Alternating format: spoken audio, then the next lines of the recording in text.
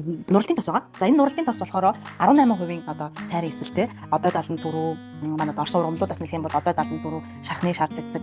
За тэгээд энэ дотор нөгөө цэцганы тос мос гэх мэт дандаа юм өрсөл давдаг өмийн ургамлуудаар хийсэн байгаа. Мөн цайрын эсэлт 18% орсон гэдэг чинь асыг амьсгалуулна гэсэн. Зарим ээжүүд болохоор маш дулаан 40 хүнтэй ч юм уу цайрын эсэлтэй тосыг шууд хэрэглэж гэдэг. За энэ дэр бол ямар зүйлүүд үүсэх вэ гэхээр тайлбарыг ингээ хэлэхэд хит өндөр цайрын эсэлтэд бол арсыг амьсгалуулахгүй эргээд нөгөө кандида гэдэг бактери мөгөн зүрх үржүүлж гэдэг. Тийм учраас бага хэмжээний ингээд ийм бүтцтэй цайрын эсэлтэй энэ тосороо ингээд нөгөө хоёрын маш бага нэмгэн төрөхөд идэг. Энэ тосыг бол ингээд ийм усан суурьтай энэ тосыг бол ийм зузаан төрөхөж болно. Хоёр арьс хоорондоо ингээд хавиржлаа штэ. Ингээд хоорондоо хорсоод төрөхөд үүдээд байдаг. Тэгэхээр энэ дунд ингээд нөгөө нэг ийм леер буюу давхар үүсгэж байна гэсэн. Тэгэхээр зузаанч биш хит өвтгөнч биш ингээд бичиг. Тэгэхээр энэ маань өөрөө ингээд юуны яц нэг 2 3 памперс одоо жинхэнэ солиход ингээд өөрөө шингээд арсандаа шингээд үрслэн дарагдаад бүгдийн улаалт гайг болчихно. Өөрөө ингээд арсандаа ийм шингэждэг төрлийн тос байгаа. Энэ маань өөрөө.